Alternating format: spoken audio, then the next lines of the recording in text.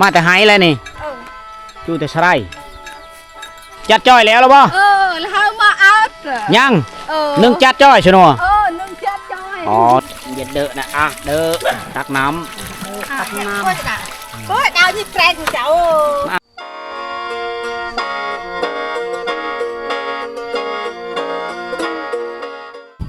ทักทายสบายดียามแรงๆทุกคนก็ยินดีต้อนรับทุกคนเข้าสู่หมู่บ้านชนบทเขตผาบังเปียงตูบทุกคนเลยวันนี้ขออยู่ที่บ้านสะปองเมืองเซปูนแขวงสวรรณเขตทุกคนเดินทางสายนี่แหละเส้นไปเจียงตูบนะไปตะแสงเจียงตูบทุกคนเอิ้นไว้ก็อะไรตะแสงผาบังเจียงตูบนะวันนี้มาตามติดวิถีชีวิตมาท่องเที่ยวหมู่บ้านชนบทของเขตผาบังนะมักผาบังย้อนธรรมศาสตร์งามทุกคนธรรมศาสตร์งามวิถีชีวิตคักแบบดังเดิมเลยรถไถแถวนี้เท่าไหร่ก็เป็นรถไถคูโบต้าแก่ฟื้น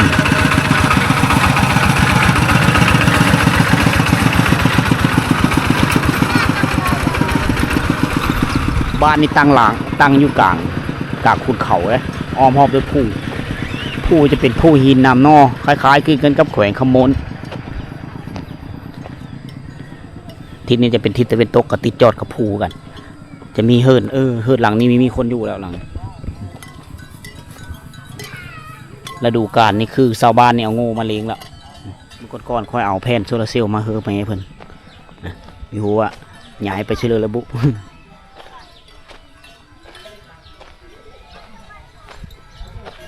ชาวบ้านกำลังมาแต่ไห้แต่สูตรและมาแต่ซักเข้าไห้ผู้บางคนก็เสียหญ้ามันต้นบางคนก็เสียหญ้าไห้ปุไม่วิกไปนำนะไปเลยปะนายอ๋อยังใช้ได้จะบอกไฟนะได้จะไตอ่ะเนาะมือก่อนเขาเอาเพนไฟฟ้าพลังงานแสงตะเวนมาเฮอแม่เพิ่นนะดีแล้วเจ็บแขนเนาะอ๋อ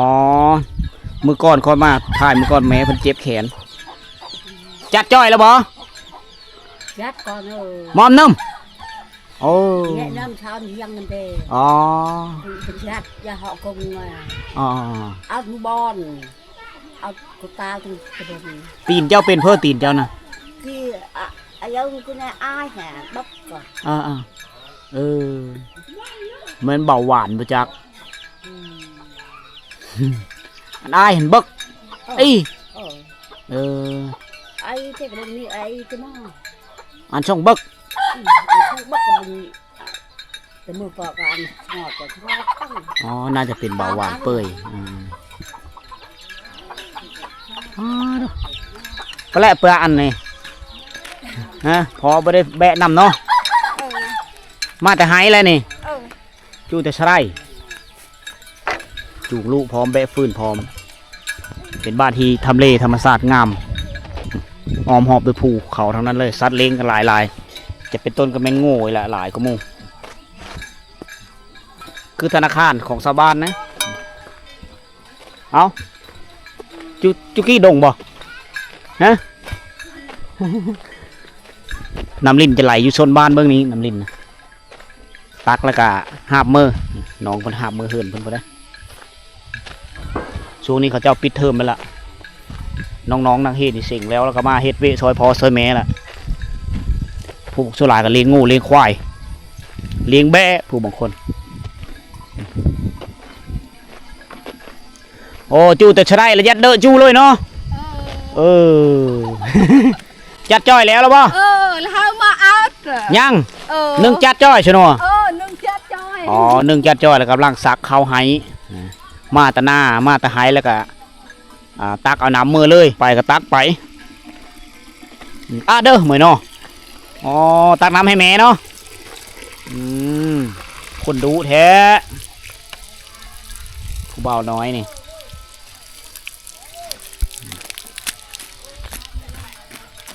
ซอยวิพ่อแม่เลยมาแต่ไหแหละส่วนหลายกับกำลังซักไหนะเดี๋ยวนี้อันนี้จะเป็นโรงเรียนประถมบ้านสะปองติดแปะทำกลางบรรยากาศวิวธรรมชาติที่สวยงามเลยโรงเรียนหลังนี้นะเฮือนบุหาน เฮือนบูฮานเฮือนแบบดั้งเดิมของเผ่าตรีนะเขาเจ้าจะเอาใบตอกคอมามุ่งแถวบ้านเฮานี่ในยุคตะกี้จะมุ่งหญ้าค่านะเอาหญ้าค่ามามุ่งหลังคาเฮือนมุ่งเถียงให้เถียงหน้าแต่แถวนี้นี่เขาเจ้านิยมเอาใบตอกคอ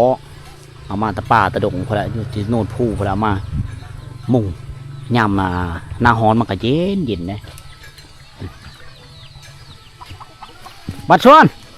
จูแต่ใช้ได้แล้วอ๋อจัดแล้วเนาะจัดนี่เหม็นซักให้อ๋อลูกสาวก็ไปซอยมื้อนี้เนาะเขาเซ็งคงเฮ็ดแล้วเขาไปซอยเนาะเยิ่งบ่ตะใช่อยู่ห้วยสะปองพุ่นโอ้เยอะแล้วบ่ยังอีก2-3 มื้อเขาจะยมปูหลายคือเบเมนูลายเนาะ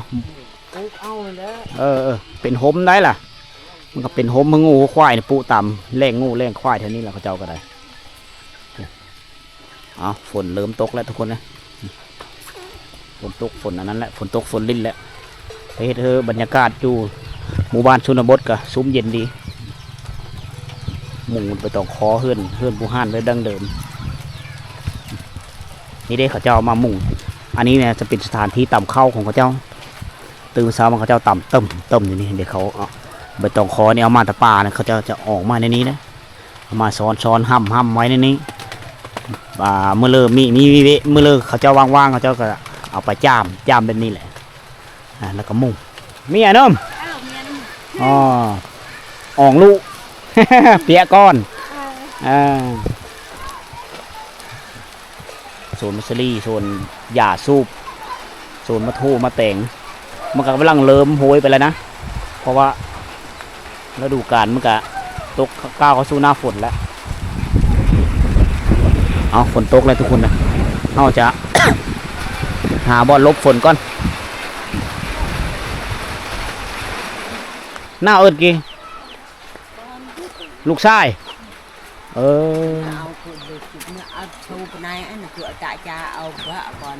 เจ้าเฮ็ดกินผู้เดียวเจ้าอยู่พี่อันนี้คือแม่ผู้หนึ่งที่ว่าคอยเอาแผ่นโซลาร์เซลล์มาเฮอแม่เพิ่นในปีกายนี้มาปีก่อนๆนะเพิ่นเจ็บแขนเราก็เลยซื้อโทยแด่มาเฮอเพิ่น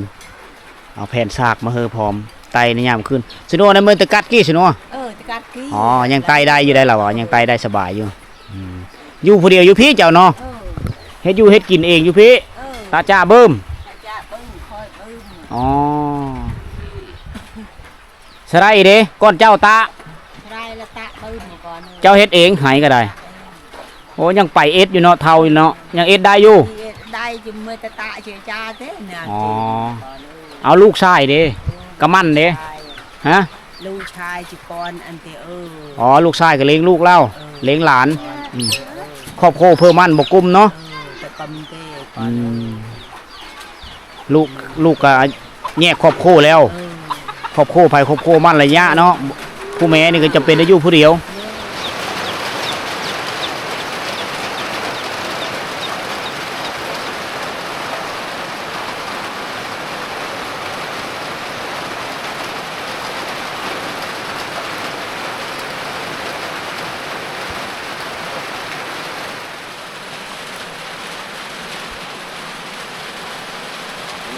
มันเพื่อนแค่ไรผมมาบ้านไม่ชอบเลยเป็นไรเฮ็ดหน้ามันเฮาเฮ็ดเลยพวกสีข้าวบูฮานเขาจะเต็มอยู่ยามเช้าเขาจะต่ำเข้าเลยไม่มีของสีก็ต่ำเข้าไม่เลยเนี่ยเนาะไม่ตะลูดเก๋เสาเฮือนมาตรฐานนี่2 เสาเล่นกันซาบลาบอยู่1 2 3 4 5 6 เสาล้วนแล้วแต่เป็นทอแป๊บ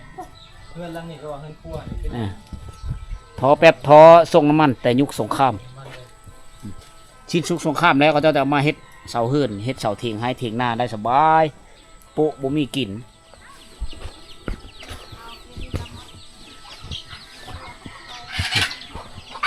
โซนมนัดมานี่เขาเจ้าก็มีอยู่นะโอ้ปลูกกาแฟเนาะอยู่นี่ก็มีกาแฟเนาะเป็นมะดกอยู่บ่แต่ละปี อ๋อมันอยู่กลางบ้านเนี่ยมันงามเห็นมันมีฝุ่นเนาะฝุ่นแกละด้วยฮะฝุ่นขี้แบขี้หมูอันนี้กาแฟเขาเอิ้นว่ากาแฟแจดินแถวนี้มันก็เหมาะสมสำหรับการปลูกกาแฟอยู่นะเราสังเกตเห็นเนี่ยแต่ว่าต้องได้ปลูกแถวกลางบ้านถ้าเข้าไปเบิ่งประเทศเวียดนามนี่จะเต็มไปด้วยต้นกาแฟแถวกลางบ้านเขาเจ้าจะไม่ได้ปล่อยให้เนื้อทีวางนะคือประเทศเวียดนามนะแต่มาบ้านเฮาเนี่ยก็เห็นอยู่ต้น2 ต้นก็เป็นต้นกาแฟมีดนิยมปลูกหลายแม้นอยู่เขตตะแสงละโกนะเขตชายแดนลาวเวียดนามพุ่นแหละโอ้งัวควายเฮาแรงละเสียงเป็ดเสียงไก่ฮ้องแซวๆแล้วยามแรงอันนี้เขาเอิ้นว่าเฮิรนบุทรงบูฮานของเผ่าตรีนะในยุคบูฮานเขาเจ้าเฮ็ดนี่แหละเขาเจ้าจะเจาะประตูเฮานี่2 บ่อนเฮ็ดประตูทางเฮาเพื่อระบายอากาศเวลาไข่โอ้2 เบิ้งแล้วมันจะแจ้งนะเอาเฮอเบิ่งสดทรงเฮิรนแบบบูฮานแต่ว่าเป็นเฮิรนเป็นเป็นเฮิรนยุคใหม่ทุกคนเฮิรนยุคใหม่นี่เขาเจ้าก็เฮ็ดออกทรงออกแบบเฮิรนลาวๆเฮายืนจึ๊บแล้วมันเอาแล้วเนาะ อันดังตะหมอยครับอ๋อซักหายแล้วบ่แล้วเนาะอ๋อซักหายแล้วจัดจ้อย เอาลูกเอาหลานอยู่เฮิรนฝนก็ตกแถวนี้เป็นเฮิรนยุคใหม่นะส่วนหลายเขามุ่งเอามาตองคอมามุ่งในหลายหลังเนาะเป็นเฮิรนปฐมประธานเฮิรนบูฮานจู่แต่จัดจ้อยเลยนี่แล้วยังเนาะโอ้ฝนตกเป๊ะไม่ยืดเลยเป็นมาแต่เฮ็ดไห้พี่น้องเป็นมาแต่เฮ็ดไห้ยังบ่ทันได้แลมาแต่ซักเข้าไห้โอ้โหเสียงในซอนมาชนบทได้ยินเสียงใกล้หันซุ่มเย็นอากาศเย็นดีมื้อนี้เพราะว่าฝนตก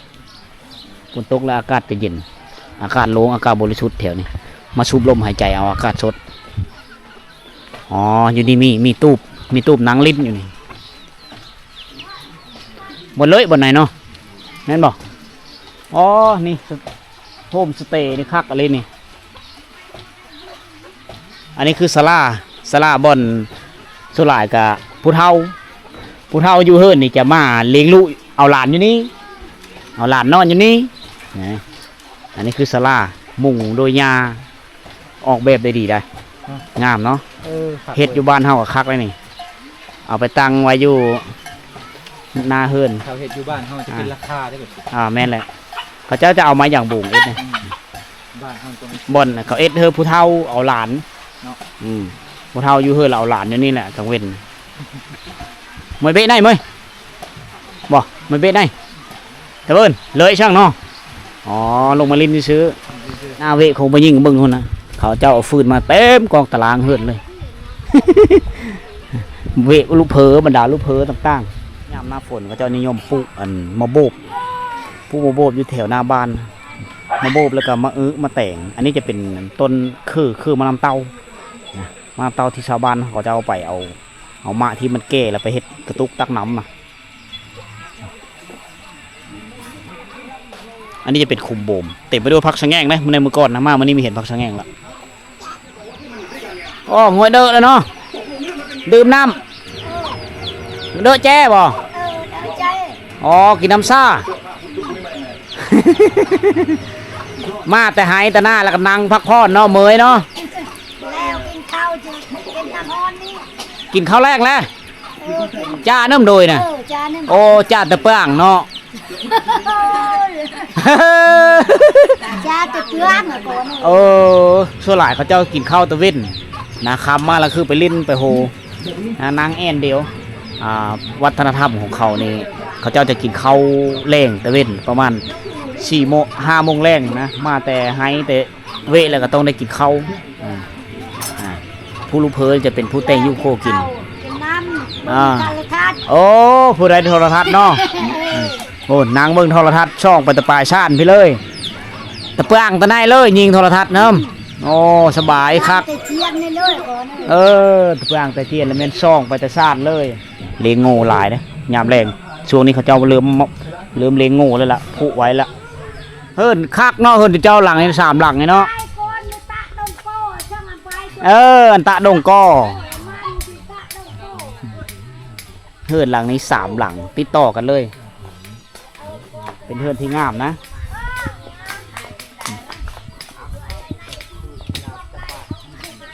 ผู้ใดเฮือนมีเฮือนสายโสดได้พาวบรูมีเฮือนสายโสดผู้บ่าวเขาจะไปนอนอยู่ในนั้นเฮือนหลังที่มุงเอาใบตองคอมามุงอันนี้หลังนี้หลังใหญ่ๆนี่จะเป็นเฮือนพ่อเฮือนแม่หลังตัวน้อยจะเป็นเฮือนลูกเพอกับลูกชายแล้วหลังน้อยเบื้องนี้จะเป็นลูกเพอลูกชายอีกครอบครัวหนึ่งนะเขาจะมี3ครอบครัวอยู่ในจุมเจเดียวกันเลยกีฬาพื้นบ้านก็คือกีฬากระต่อหวายยามแรกๆมาบรรดาวัยรุ่มนี่จะมาเตะกระต่ออยู่นี่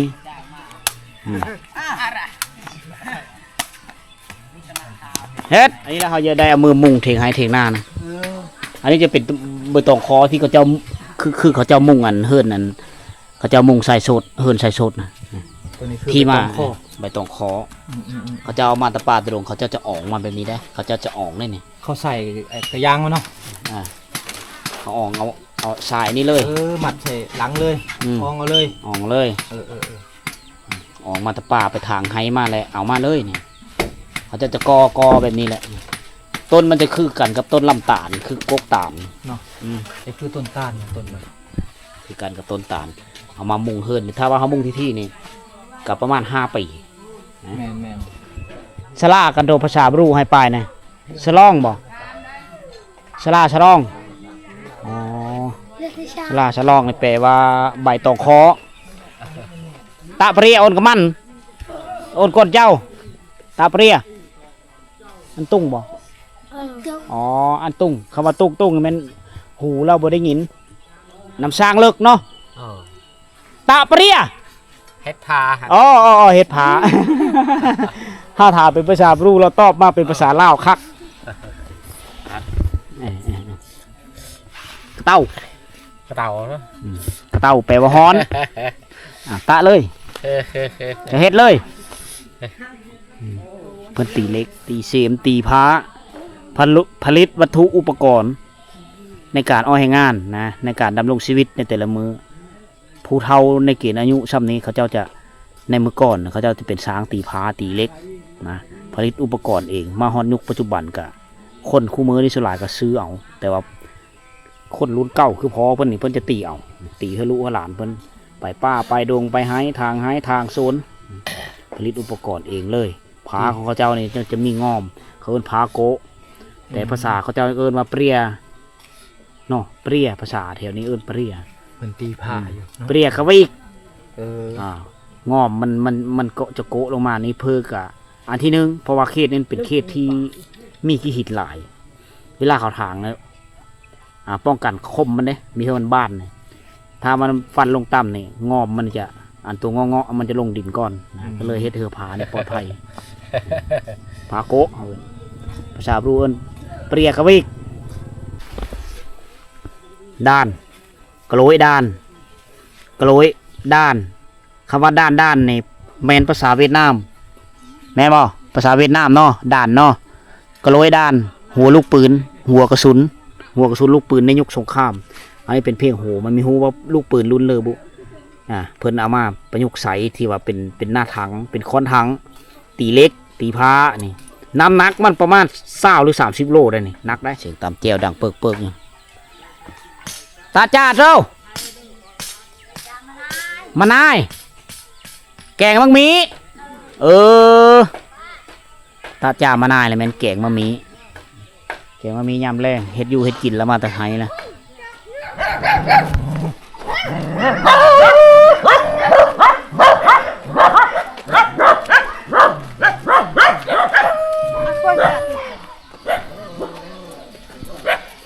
เจ้าตักน้ำเหยียดเดอะปะนายเหยียดเดอะนะเดอะตักน้ำBố đau như pren của cháu. Năm nó. Bơi đỡ tem ơi. Bơi đỡ. Con lùm lo. Lán toมันกระต่าย ฮะพอสิล้านน่ะแน่น้ำกะมีไหลแห้งเพื่อเลยยามนี้เนาะ เป็นคิวกันตักสองไอ้น้องสองไอ้น้องนะตักน้ำให้แม่ได้ อายุจักปีแล้วนะ ก็ประมาณ3 ปี4 ปีหรือ5 ปี แม่นหนอม โมเมนต์เนาะ มีเป็นลูกคู่ อ๋อลูกครูยะลัง